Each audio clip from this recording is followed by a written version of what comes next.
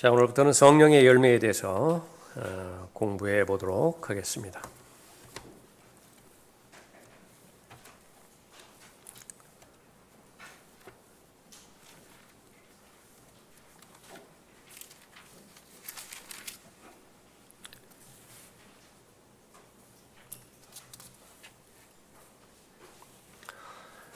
거룩하신 성령 하나님으로 말미암아서 또 하나님의 자녀가 거듭났죠. 또 하나님의 가족으로 입양이 되었습니다. 이제부터는 이제 하나님의 능력으로 살아가는 그리스도 안에 있는 새로운 피조물로 하나님께서 재창조해 주셨는데 내 능력이 아니라 하나님의 능력입니다. 그래서 지난번에도 한번 살펴본 것 같은데요. 또 하나님께서는 열심히 일하는 사람, 그 사람을 받아들이는 데 있어서 조건이 있어요. 하나님의 능력으로 열심히 일하는 사람입니다. 그러니까 하나님의 능력을 배제시켜버린 채 자신의 힘으로 자신의 생각과 자신의 의로 열심히 일하는 것은 그것이 계속되면 계속될수록 하나님을 더욱더 대적하는 결과만 초래할 뿐이에요. 율법적인 사람이 되고요. 또 형식적이고 의식적인 사람이 되는 것입니다. 하나님의 능력인 성령의 능력을 얻으려면 어떻게 되는 것이냐? 또 하나님을 잘 알아야 되겠죠. 진리의 지식에 이르러야 됩니다. 무엇보다도 하나님에 대해서 잘 알아야 되겠죠. 아버지 하나님에 대해서, 성령 하나님에 대해서, 또 아들 하나님에 대해서 잘 아는 것입니다. 또 하나님과 대조되어서 또는 비교되어서 하나님 앞에 서 있는 나 자신을 잘 아는 것이죠. 그렇게 될 때에 성령 하나님께서 바로 나와 관련된 분이시라라고 하는 사실을 이제 확신을 갖게 됩니다. 그러니까 매일매일의 삶이 성령 하나님과의 동행의 삶인데 그리스도인의 능력이라고 하는 것은 그 동행에서 나오는 것이. 그래서 내 안에 성령 하나님께서 계시고 내가 성령 안에 있고, 요한복음 15장에서 예수님도 똑같은 말씀을 하셨죠. 예수님께서 우리 안에 계시고요. 우리는 그리스도 안에, 예수 그리스도 안에 계십니다. 그것을 연합이라고 말합니다. 그 연합된 사실을 알고 확신하는 데 있어서 그보다 더 큰 힘을 주지는 못합니다.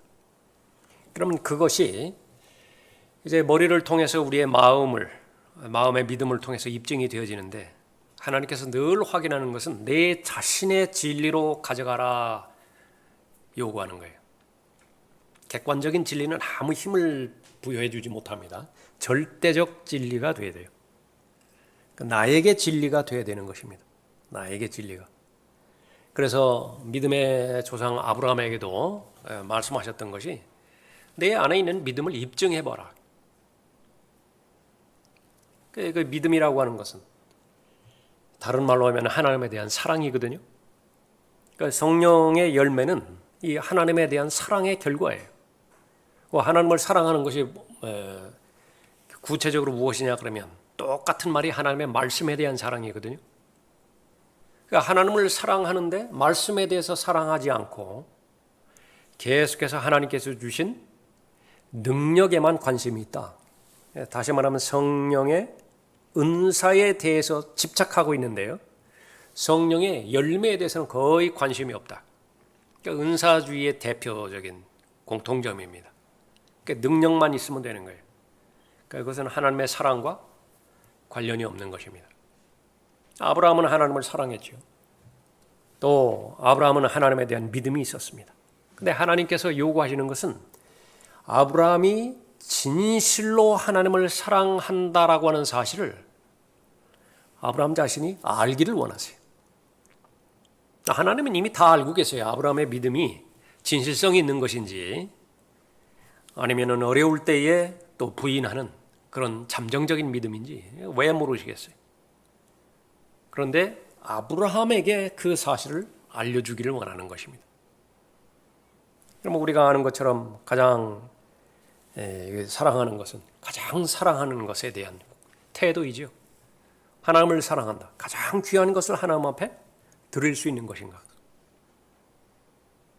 그러니까 내가 나 자신을 설명하는 데는 나는 무엇을 가장 사랑하는 것인가? 나는 무엇을 가장 두려워하는 것인가? 그러니까 그걸 보면 나는 알아요. 그러니까 여러 가지 그 외에도 많습니다. 나 자신을 규명할 때요. 가장 급할 때 나는 누구부터 찾는가? 나예요. 나는 시간이 남을 때, 여가 시간이죠. 여가 시간. 그때 뭘 하는가? 그 나예요, 그게. 그러니까 그런 아주 구체적이고 세세한 힌트들을 하나님께서 허락해 주신 것이죠. 그러니까 성령의 열매의 중요한 것은 무엇이냐? 바로 내가 하나님 앞에서 나 자신이 얼마만큼 진실된 믿음을 소유한 사람인가? 그것을 아는 것이에요. 하나님께서 요구하십니다. 고린도후서 13장 5절 말씀인데 너희가 믿음 안에 있는지 너희 자신을 시험하고 스스로 입증하라. 하나님 모르실 리 없어요. 그러니까 누가 구원받는지, 구원받았는지, 누가 구원받지 않았는지, 그 사람이 앞으로 구원받게 될 것인지 구원받지 못하게 될 것인지 이미 다 알고 계신다고요. 하나님의 역사는 이미 다 끝났어요. 문제는 각 개개인의 태도와 결정에 이제 따를 것입니다. 본인에게 요구하는 것이죠. 스스로를 시험하라. 스스로를 입증하라. 그 내용이 무엇인가? 예수 그리스도께서 너희 안에 계신 것을 스스로 알지 못하느냐? 예수 그리스도께서 내 안에 계신 것을 스스로 알지 못하느냐? 이것은 내 인간적인 감정을 말하는 것이 아닙니다. 내주하시는 성령께서 주시는 확신이에요. 성령 하나님은 느끼는 하나님이라고 우리가 살펴봤었죠. 하나님께서 주시는 확신을 내가 경험하는 것입니다. 그것이 바로 영적인 경험이에요. 감성을 말하는 것이 아닙니다. 감정을 말하는 것이 아니라. 그러나 그것이 늘 확인이 안 된다. 그러면 그 부분에 있어서는요, 그 사람이 법적으로 하나님의 자녀로 입양이 되었다 하더라도 그것은 순간에 일어나는 일이니까. 그러나 그 사람이 앞으로 생애를 살아가는 데 있어서 하나님의 아들로서의 특권을 향유하지 못해요. 예수 그리스도를 영접하는 자에게는 하나님의 아들들이 되는 권세를 주셨죠. 파워를 주셨다고요. 권세와 능력이에요. 그 안에는. 그러나 그 신분적인 권세가 주어졌음에도 불구하고 실제 삶 가운데서 그것을 누려야 되죠. 주장해야 되죠. 그래야 그 합당한 삶이라고요. 그것이 합리적인 삶이에요. 당연한 삶입니다. 그 삶을 살게 하기 위해서 로마서 12장 1절에서 바로 자신의 몸을 하나님 앞에 헌신하라고 이렇게 말씀하신 것이죠. 그런데 얼마나 많은 경우에 신분적으로는 권세를 부여받았는데 합법적이에요. 그런데 내용적인 면에 있어서는 전혀 누리지 못하면 어떻게 되는 것이냐. 그러한 영적인 적용의 의미에서 믿음과 실행도 마찬가지입니다. 우리가 기록된 하나님의 말씀 다 믿죠? 그럼 이제 나의 지식이 되는 것입니다. 그 나의 지식이 열매로 나타나야 돼요. 이제 드러나야 되죠. 열매로 나타나고 드러나야 되는 것은 이제 행함이에요. 순종이죠. 그러니까 그런 과정들을 통해서 일어나는 것인데 스스로 시험하는 데 있어서 스스로 입증하는 데 있어서 실패해버리면 어떻게 되는 것이냐. 이제 버림받게 되는 것입니다. 여기서 말하는 버림받게 되어진다라고 하는 말은 고린도전서 9장 27절에서 사도 바울이 염려했던 그 버림받음이에요. 하나님으로부터 쓰임받지 못하는 것입니다. 확신만이 확신을 낳게 되는 것인데 본인이 확신이 없어요. 전달이 안 되겠죠. 예수 그리스도께서 너희 안에 계신 것을 스스로 알지 못하느냐. 그렇지 못하면 너희는 버림받은 자들이라. 그러니까 다음 절이 이제 중요해요. 그러나 내가 바라는 것은 우리가 버림받은 자들이 아닌 것을 너희가 아는 것이라. 어렸을 때에 한두 번은 다 생각해 보았을 문제인데요. 엄마 아버지가 형한테 대하는 거하고 나한테 대하는 거하고 달라요. 조금 이제 머리가 클 때입니다. 의심이 하나씩 들어오는데 그 삼촌이 한번 농담 삼아서 던진 말이 마음에 걸려요. 너 주소 왔어. 다리 밑에서 주워왔어 너. 그것이 해결되지 않은 상태에서 그 아이가 어떤 행복을 갖겠어요? 어떤 기쁨을 갖겠어요? 끊임없이 마귀는 구원에 대한 의심을 넣어줄 것이고요. 그다음에 본인이 이렇게 스스로 시험하는데 실패하고 입증하는데 실패해버리면 그 악순환에서 벗어나지 못하는 것입니다. 그러나 아버지 어머니의 입장에서는요, 너무나 분명한 진리지요. 내가 낳은 자식인데. 그러나 내가 바라는 것은 우리가 버림받은 자들이 아닌 것을 너희가 아는 것이라. 계속해서 하나님께서 사용하시고 또 하나님께서 여전히 사랑하신다라고 하는 사실을 알기를 바라는 것입니다. 그것이 바로 그 입증하는 것이 성령의 열매예요. 이 성령의 열매는요, 그 실제적으로 갈라디아서 5장에서 언급되어지는 말이지만은 그러나 성경 전반에 걸쳐서 이 열매가 사용이 되어집니다. 비유죠. 하나의 비유, 은유로서 성령의 열매를 설명하고 있습니다. 당장 예수님만 하더라도 그리스도인의 정상적인 삶이 무엇이냐? 그리스도인으로서의 합당한 삶을 살게 되는 목적이 무엇이냐? 요한복음 15장에서 나무와 포도나무와 가지로 한 그림으로 보여주신 것이죠. 그 비유예요. 또 마태복음 7장과 같은 대표적인 그 부분에 있어서 사람이 사람 됨됨이를 어떻게 알 수 있는 것이냐? 그 나무와 열매에 비유해서 말씀하셨죠. 선한 열매를 맺고 또 나쁜 열매를 맺는다. 그것을 가지고서 나무를 알 수 있다. 그렇게 결정이 되어집니다. 그래서 얼마나 다양한 열매들이 있습니까? 그리스도인의 삶의 모든 전체 영역을 열매로 설명한 것이에요. 구령의 열매부터 시작해서 선한 일에 대한 열매, 의의 열매, 또 찬양의 입술의 열매 있죠. 그러니까 경배의 삶이에요. 그리스도인의 삶은 경배지 않습니까? 참된 경배자로서 하나님을 경배하는 삶이 그리스도인이에요. 감사의 열매가 있고 찬양의 입술의 열매가 있죠. 그러니까 모든 영역에 그런 부분들이, 그래서 다 살펴볼 수는 없지만은 하나님께서 말씀하신 이렇게 성령의 열매를 거두는 그런 그 부분에 대해서 오늘 살펴볼 본문이 이제 베드로후서 1장인데 베드로후서 1장 본문부터 시작해서 몇 그 구절들을 살펴보도록 하죠. 보겠습니다. 베드로후서 1장.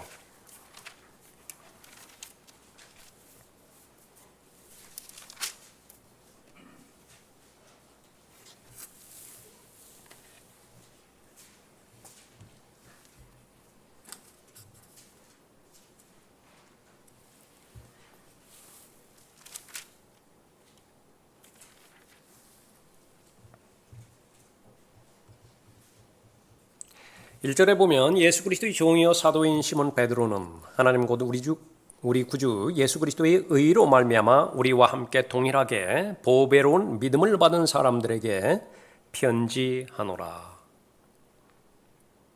하나님 곧 예수 우리 주를 아는 지식을 통해 너희에게 은혜와 평강이 더욱 많아지기를 바라노라. 매번마다 서신서에서 기록되어지는 내용이지만은요, 하나님의 관점은 늘 처음도 그렇고 마지막도 그렇고 하나님께서 하나님의 자녀들에게 바라는 것은 하나님의 은혜로 충만했으면 좋겠다. 하나님의 화평, 하나님께 주시는 평강으로 그 마음이 넘쳐났으면 좋겠다. 그러면 다 해결되는 거예요. 해결되지 못할 거 없어요. 그래서 시간이 지나면 지날수록, 믿음이 깊어지면 깊어질수록, 자라면 자랄수록 여러분의 강조점은 은혜에 있어야 되고요, 하나님의 화평에 있어야 돼요. 그것이 하나님과의 동행이고 하나님과의 친밀감이 깊어지는 것이라고요.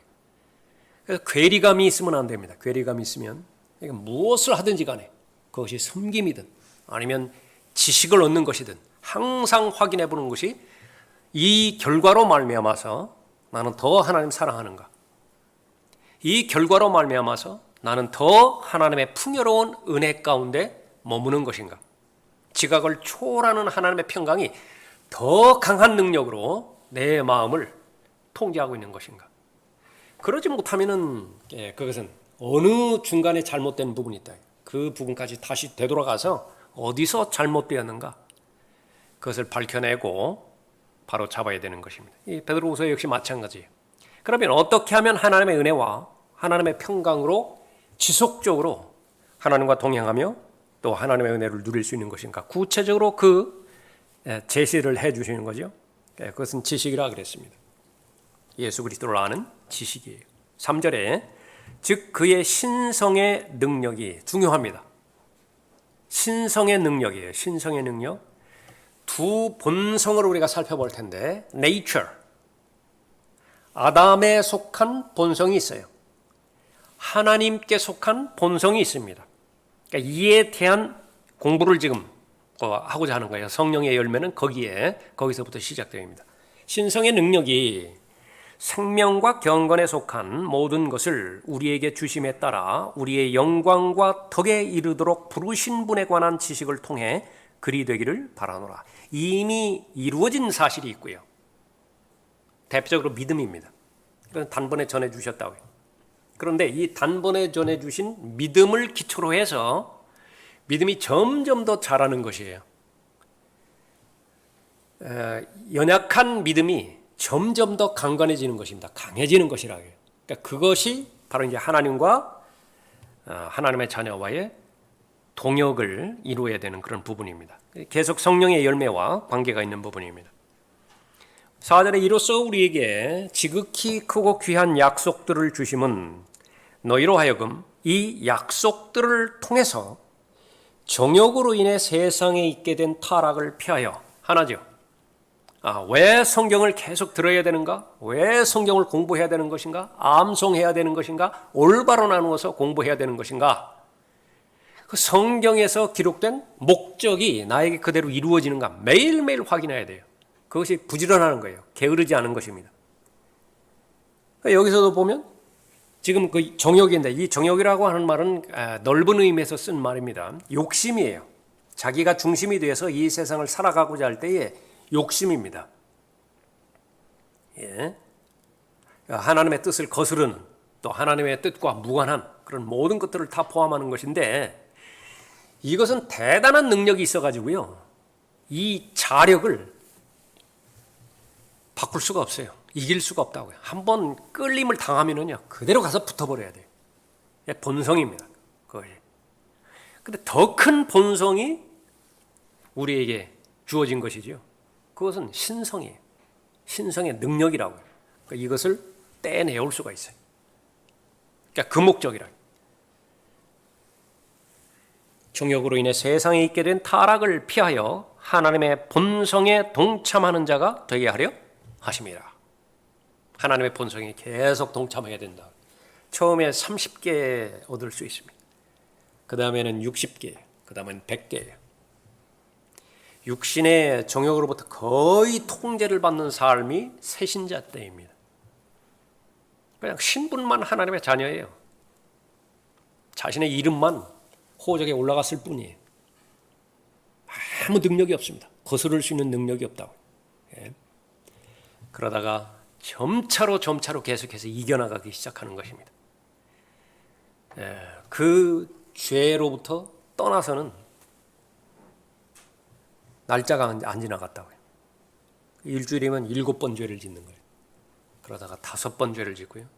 2번 죄를 짓고 마침내는 자유로워지는 것입니다. 그 성령의 열매를 맺는 사람이, 그 사람이 그것을 말하는 것입니다. 이보다 더 중요한 것이 없어요. 그 삶의 본질입니다. 그러니까 성령의 열매가 직간접적으로 기록된 내용은요, 그리스도인의 삶의 본질이 이것이다라고 그렇게 말하는 부분입니다. 그런 면에서 베드로후서 1장은 대단히 중요한 장이에요. 구원받은 하나님의 자녀. 그러니까 매일마다 읽으면 좋고요. 정기적으로 늘 확인하고 로마서 6장, 7장, 8장과 더불어서 매일매일 정기적으로 확인하는 것입니다. 그래서 그 부분이 이제 확정이 되어지고 그러면은 아까 고린도후서 13장 5절 6절의 말씀처럼 그 스스로 계속 시험하겠죠. 내가 설정한 방향은 올바른 방향인가 계속 스스로 설정해놓고 그 방향 안에 있으면 하나님 앞에 감사하고 구하죠. 오늘도 그 하나님의 인도하심 가운데서 살아갈 수 있도록요. 그 가운데 하나가 디모데후서 1장 우리가 보는 것입니다. 5절에 이뿐만 아니라 너희가 더욱 전심전력하여 너희의 믿음의 덕을 덕의 지식을 지식의 절제를 절제의 인내를 인내의 경건을 경건의 형제우애를 형제우애의 사랑을 더하라. 갈라디아서 5장 22절 23절에 있는 성령의 열매와 비슷한 그런 덕목들입니다. 육신의 일들 그렇게 말했을 때에 갈라디아서 5장에서 최소한 17가지 정도의 그런 그 일들이 있는데 그 외에 훨씬 더 많아요. 훨씬 더 많습니다. 시간이 지나면 지날수록 죄의 목록은 거의 무한대적으로 드러나요. 그냥 대표성으로 기록했을 뿐이에요. 성령의 열매 마찬가지입니다. 그러니까 하나님의 성품 어떻게 몇 가지로 그렇게 제한하겠어요? 성령의 성품이 있는데 성령의 인격이 있잖아요. 예수 그리스도의 인격이 있는데 그걸 어떻게 9가지로 그렇게 제한해서 규정하겠어요? 그 대표적으로 몇 가지만 그렇게 적은 것이에요. 기록한 것이라. 이런 부분들을 더하라 그랬죠. 그러니까 명령형입니다. 그래서 하나님의 은혜와 하나님의 평강으로 가득 채워지고 지속적으로 인도함을 받는 강건한 그리스도인의 삶이 되기 위해서는 반드시 더하라는 것을 더할 수 있어야 된다. 그런데 문제는 이 하나님의 본성에 동참한 적이 없는데요. 이 행위들을 할 수는 없어요. 그것은 모조품들입니다. 열매가 아니라 그냥 모조품이에요. 인위적으로 만들어 놓은 것이다. 에베소서 그 2장에서는 우리가 태어날 때 허물과 죄들 가운데서 태어났다 그렇게 말씀하고 있죠. 시작입니다. 우리 삶의 시작이에요. 허물과 죄들 가운데서 죽었던 너희를 그가 살리셨으니. 그런데 허물과 죄들 가운데 죽었던 그 상태를 하나님 보시기에 무엇이라고 평가하시느냐 그러면 본래. 거기도 네이처에 들어간다. by nature. 그건 행함하고는 아무 상관이 없어요. 그냥 본래의 상태가 불순종의 자녀들이에요. 그러니까 본래 허물과 죄들 가운데서 영이 죽은 상태에서 아무리 거룩해 보이는 행위를 해본들, 믿음의 덕을 더해본들, 형제 우애의 사랑을 더해본들, 그건 하나님과는 아무 상관이 없어요. 성령과 아무 상관이 없는 것입니다. 그들 가운데서 우리 모두가 이전에는 우리 육신의 정욕들 가운데서 행하였으며, 우리가 계속 오해하지 말아야 되는 것은 성경에서 언급하는 정욕들이라고 말했을 때는요, 그것은 가장 많은 부분들이 종교적인 형태를 띈 거예요. 예수님 당시의 바리새인들입니다. 바리새인들만큼 그 속이요 부패돼가지고 악취를 풍기는 대상이 없었어요. 창녀도 세리도 물론 죄인이었지만은 그러나 한 가지 소망이 있었던 것은 본인이 죄인인 것을 알아요. 본인이 잘못되었다라고 하는 것을 안다고 말해요. 그래서 이 잘못된 것으로부터 나를 구해 주십시오. 하나님 앞에 예수님께 도움을 요청하잖아요. 그러면은 구원 받는 것입니다. 그러나 이 종교적으로 위선자들, 그것은 그런 그 집단이 모여 있는 것을 이제 배교인데요. 그 배교에는 치유책이 없어요. 소망이 없다고요. 그럼 뭐만 기다리고 있는 것이냐? 심판만 기다리고 있는 것입니다. 그런데 그 사람처럼 되지 말라는 것이에요. 그렇게 인생을 마무리 짓지 말라는 것입니다. 근데 특정한 사람들만 그렇게 배교의 그 물결에 휩쓸려서 배교로 인생을 끝나는 것이 아니다라고 하는 거예요. 그렇기 때문에 하나님의 말씀을 잘 공부해서 이 배교로부터 내가 구원받기 위해서, 자신을 보호하기 위해서 무엇을 해야 되겠는가? 성령 하나님께 의탁하고 성령 하나님의 인도함을 받아야 된다. 그렇게 언급하고 있습니다.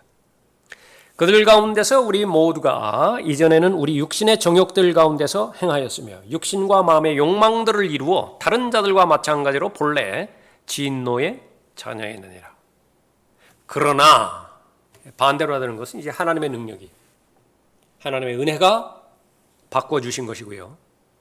또 하나님의 사랑이 바꿔주신 것입니다. 우리는 그분의 작품이니 그리스도 예수 안에서 선한 일들을 위하여 창조되었느니라.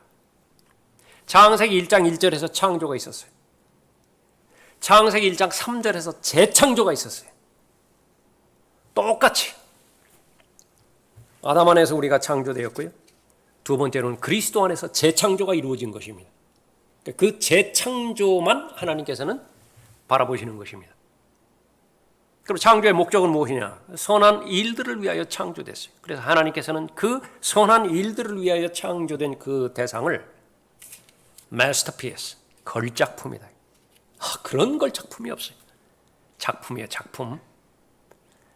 그 작품에 합당한 삶을 살기 위해서는 하나님의 본성에 참여한 자로서 계속해서 그 본성의 능력을 소유해야 되는 것입니다.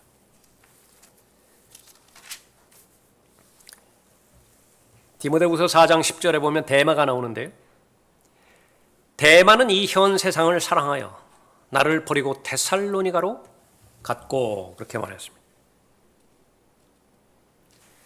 왜 단번에 전해주신 믿음 위에 계속해서 하나님께서 말씀해 주신 성령의 열매를 계속 맺어가야 되는 것인가?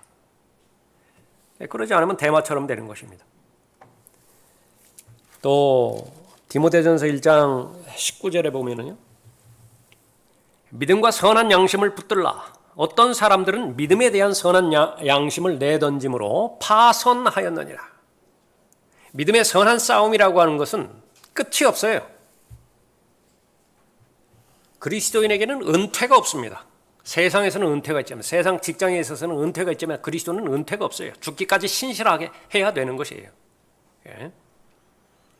믿음의 선한 싸움이라고 하는 것은 본대 복귀 명령이 내려질 때까지 남은 힘을 다 쓰는 거예요. 그것이 신실한 것입니다. 그런데 그 믿음의 선한 싸움에서 포기하는 사람이 있는데 양심을 붙들지 못하면요, 파선해버린다. 믿음과 선한 양심을 붙들라. 어떤 사람들은 믿음에 대한 선한 양심을 내던짐으로 파선하였느니라.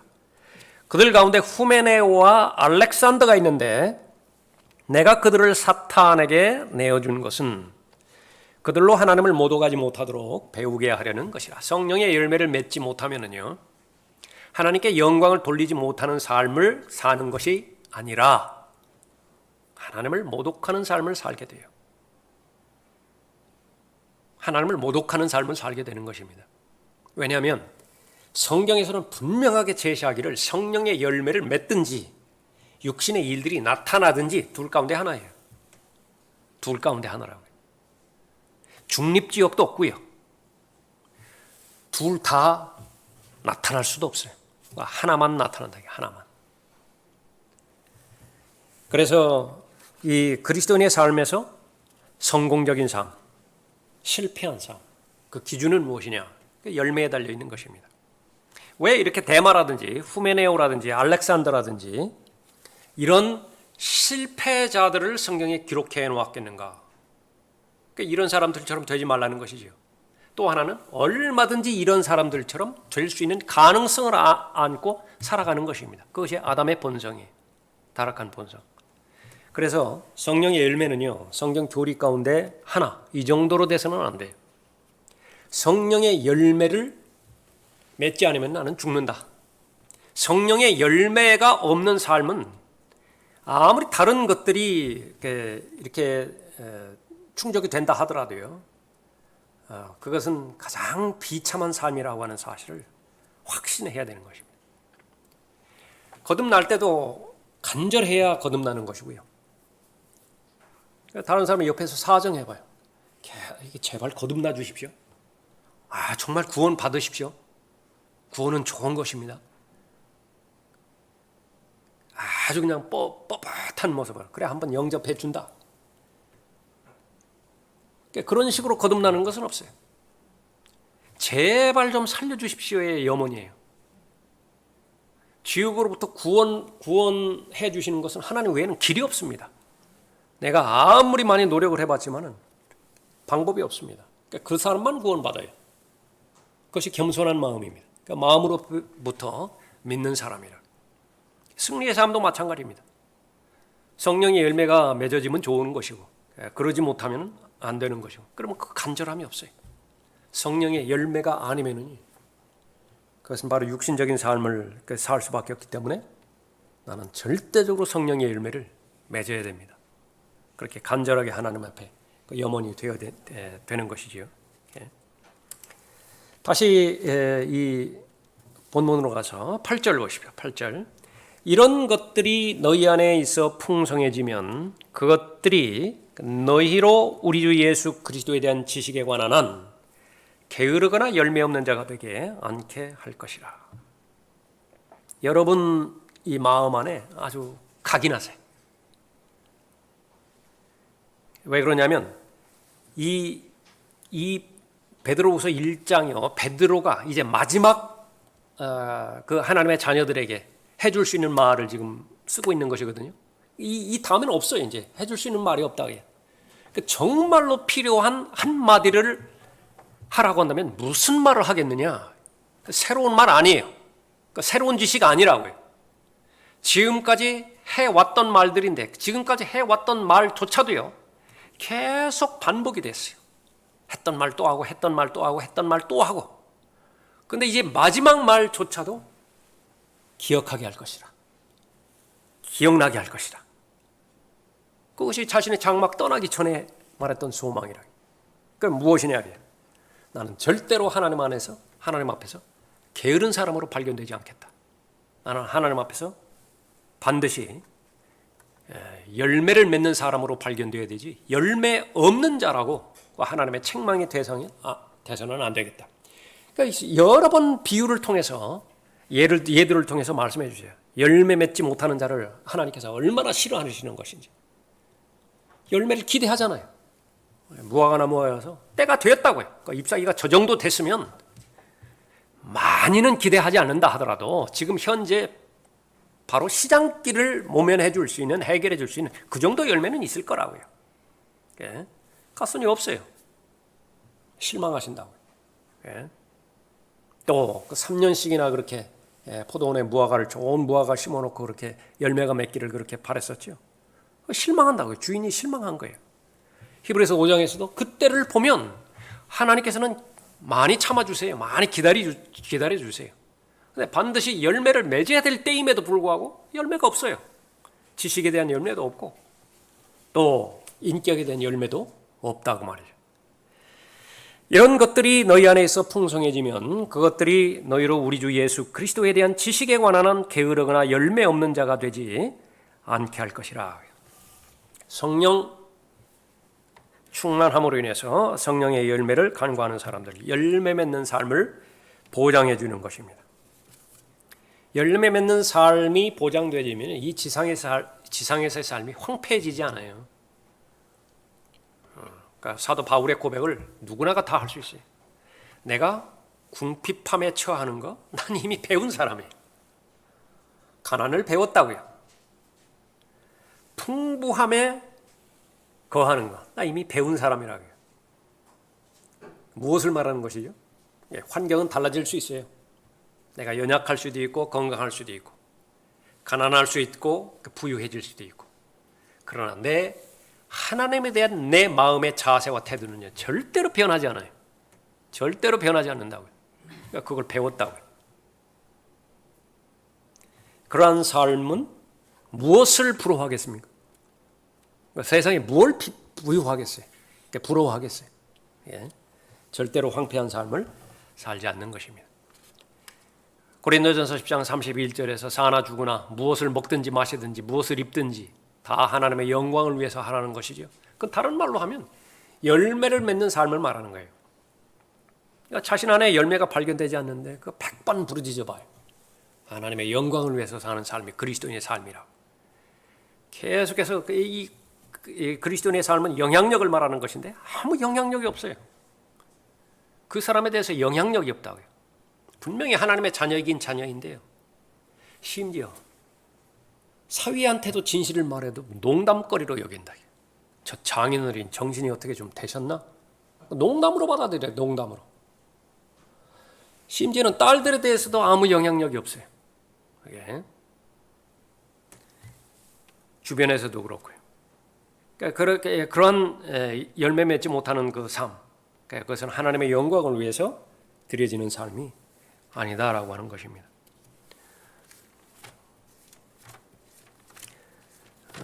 누가복음 6장 43절에 보면 이는 썩은 열매를 맺는 좋은 나무도 없고 좋은 열매를 맺는 썩은 나무도 없기 때문이라. 나무마다 그 열매로 아나니 가시나무에서 무화과를 얻지 못하며 찔레나무에서 포도를 얻지 못하느니라.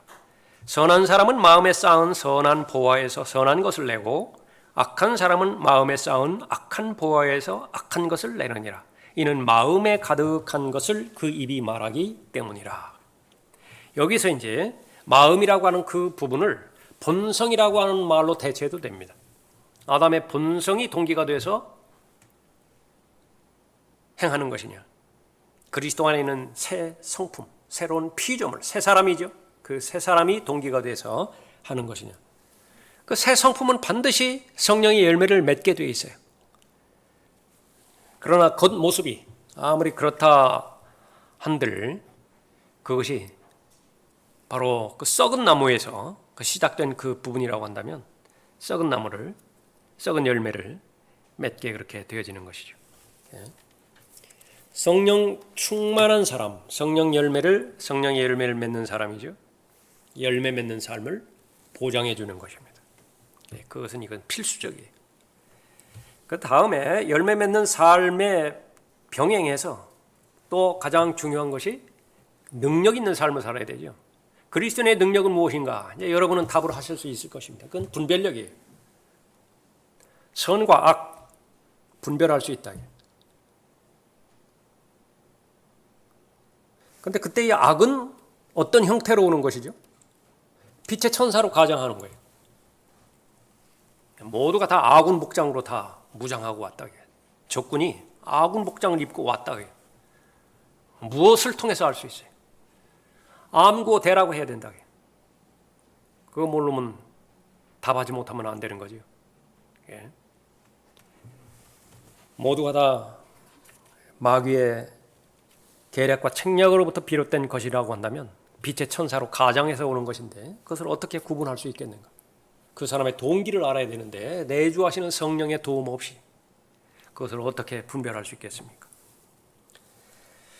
9절에서 보면 베드로후서 1장 9절에서 그러나 이런 것들이 결여되어 있는 자는 눈 멀고 멀리 볼 수 없으며 자신이 옛 죄들에서 깨끗하게 된 것을 잊은 것이라. 영적인 분별력은 눈 멀게 하죠. 그러니까 멀리 볼 수 없게 만들어 보는 것입니다. 그러니까 멀리 보는 것은 무엇을 멀리 보는 것입니까? 다가오는 세상을 볼 수 없어요. 이 고린도전서 15장에서 이 부활에 대한 진리를 말씀해 주잖아요. 부활, 휴거. 근데 그것을 누가 받아들일 수 있는 거예요? 그걸 뭐 한두 번 들어봤겠어요. 부활에 대한 교리를. 예수 그리스도께서 죽은 자들로부터 부활하셨다라고 하는 사실을 고린도전서 15장 1절부터 4절까지 결론적으로 내고서 시작됐다. 고린도전서 15장. 수없이 많이 들었음에도 불구하고 어찌하여 너희 가운데 어떤 사람들은 죽은 자들의 부활이 없다고 말하느냐. 과연 고린도 교회 성도들만 부활에 대해서 믿지 않았는가? 라오디케아 시대를 한번 생각해 보자고요. 부활을 믿는 사람의 마음의 상태가 그런 것인가? 본인을 한번 확인해 봐요.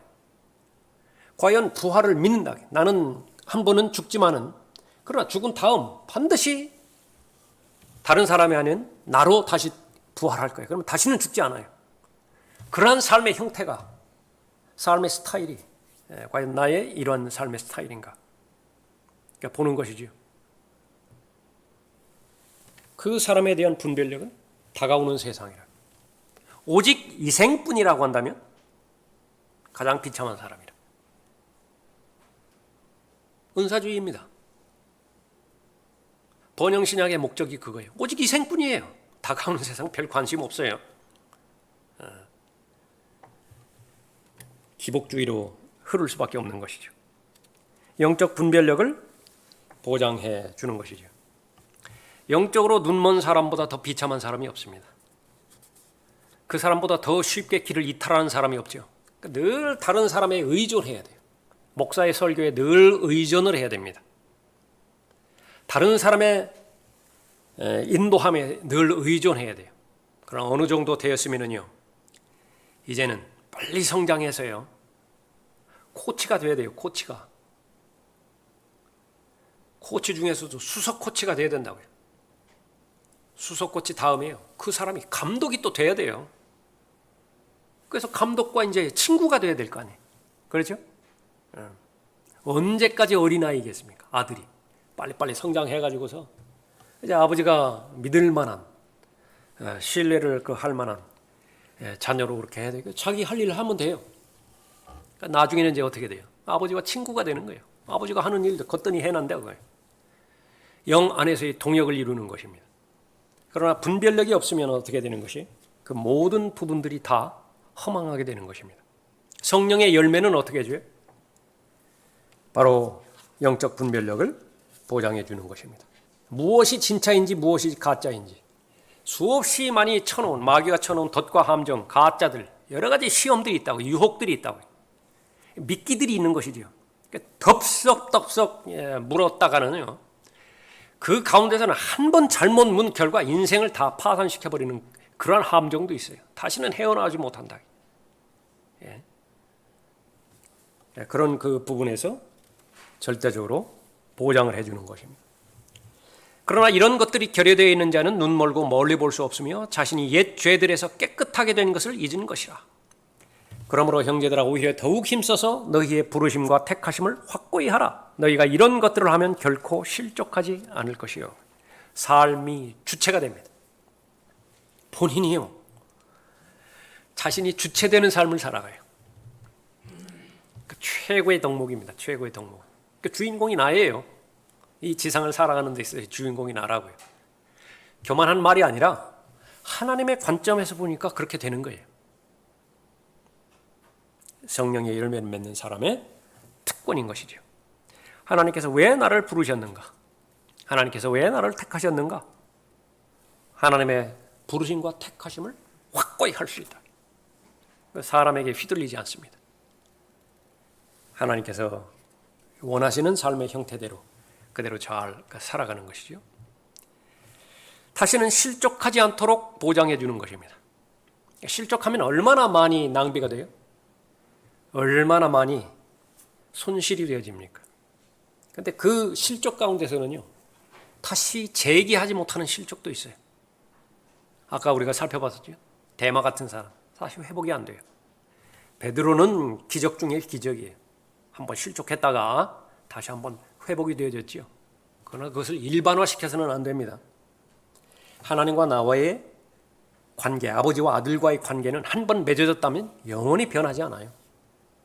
그러나 이 지상에 사는 동안에 아버지 하나님으로부터 쓰임받는 삶을 사는 것이냐, 이거는 다른 영역이에요. 다른 영역이라고요. 이것은 상속과 관련이 있고 통치와 관련이 있습니다. 이것은 사업과 관련이 있어요. 맏아들이라고 해서 자동적으로 하나님의 상속과 하나님의 통치가 주어지는 것은 아니에요. 그러니까 우리 재벌들 그 사회에서 보면 거의 대부분 그렇잖아요. 셋째가 이어받잖아요. 셋째가. 하나님 보시기에 그런 능력이 있으니까, 아버지 보기에 그런 능력이 있으니까 대상으로 주는 것입니다. 성령의 열매를 맺을 때에 가장 적극적인 삶을 살 수 있는 것이고요. 어떻게 하면 나는 이 유혹으로부터, 이렇게 쉽게 넘어지는 이 실족으로부터 자신을 보호할 수 있는 것인가? 아주 적극적으로 그 성령의 열매를 간구하는 것입니다. 성령의 열매가 맺어지면 그러한 모든 환경으로부터 자유로워지게 되어지는 것입니다. 걸려지게 했던 그 돌이 디딤돌이 되어버렸어요. 마귀가 아주 미쳐버린다고요. 말 그대로. 요셉을 탐냈는데요. 요셉 한 사람이 시험을 잘 극복한 결과 마귀의 모든 영역이 다 무너져 버렸어요. 예수 그리스도를 시험하고 계속해서 유혹하고 하나님의 일을 완성하지 못하도록, 하나님의 어린 양으로서 이 땅에 내려오신 목적을 성취하지 못하도록 끝까지, 예수님께서 돌아가실 그때까지 공격했는데 실패해버렸죠. 다 무너져 버렸다. 마귀의 모든 성이 다 와르르 다 무너져 버렸어요. 그러니까 그것은 지금도 계속되는 것입니다. 그러니까 여러분에게 향한 하나님의 뜻이 있고 그 뜻을 절대로 성취하지 못하도록 방해하는 마귀의 뜻이 있거든요. 계속해서 성령의 열매가 얼마만큼 중요한 그런 결론인가, 그것을 우리가 잘 확인하는 것입니다. 자, 베드로후서 1장 개략적으로 살펴봤습니다. 오늘은 여기까지 하겠습니다.